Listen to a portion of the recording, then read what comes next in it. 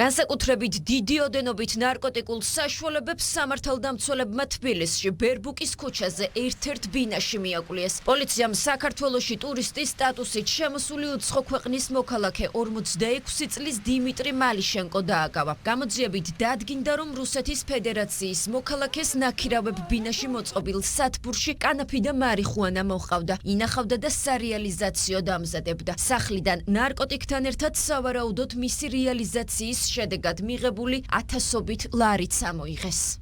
Სათმოვნა ნარკომანები როგორ შეიძლება ქვეყანა ახალგაზრდები წამლებიან. 46 წლის მამაკაცს გამოძიება ნარკოტიკების უკანონო შეძენა, შენახვისა და რეალიზაციის ხელშეწყობასა და ნარკოტიკული საშუალების შემცველი მცენარის უკანონო დათესვა მოყვანას ედავება. დიმიტრი მალიშენკო დროებითი მოთავსების იზოლატორში ბრალის ოფიციალურად წარდგენის მოლოდინშია. ადვოკატი ამბობს, რომ მისი დაცვის ქვეშ მყოფის პოზიცია უცნობია.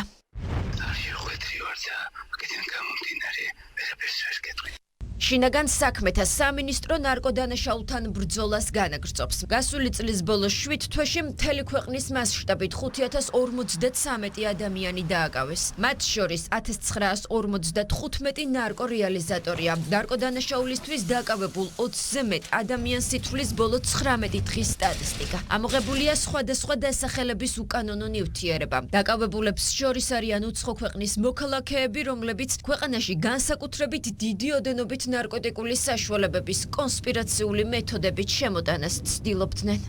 სისხლის სამართლის საქმეზე გამოძიება გრძელდება. ბრალის დამტკიცების შემთხვევაში ნარკოდანაშაულისთვის დააკავებულს 20 წლამდე ან უვადო თავისუფლების აღკვეთა ემუქრება.